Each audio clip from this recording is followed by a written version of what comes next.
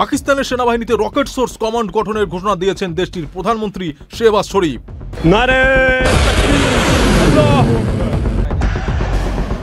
৭৮তম স্বাধীনতা দিবসের প্রাক্কালে পাকিস্তান সেনাবাহিনীর এই কমান্ডো প্রতিষ্ঠার ঘোষণা দেওয়া হয়। আধুনিক প্রযুক্তি সম্পন্ন এই ফোর্স শত্রুদের সব দিক থেকে আঘাত হানতে সক্ষম।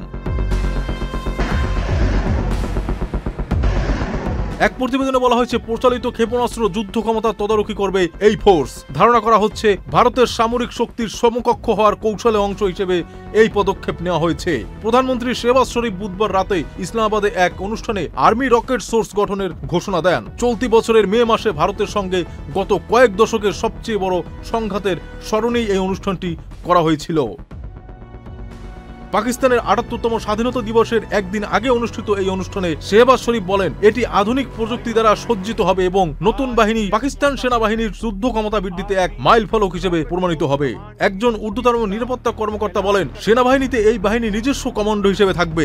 এটি যুদ্ধের যে কোনো পরিস্থিতিতে ক্ষেপণাস্ত্র পরিচালনা এবং মোতায়েনের জন্য প্রস্তুত থাকবে। তিনি বলেন, এটি স্পষ্ট যে এটি ভারতের জন্যই তৈরি করা হচ্ছে।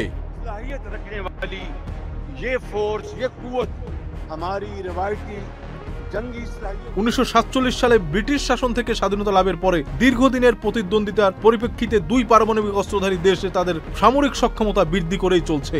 গত এপ্রিল মাসে ভারত নিয়ন্ত্রিত কাশ্মীরে সশস্ত্র হামলায় ২৬ জন বেসামরিক নাগরিক নিহতের পরেই দুই দেশের মধ্যে সর্বশেষ উত্তেজনা চরমে ওঠে।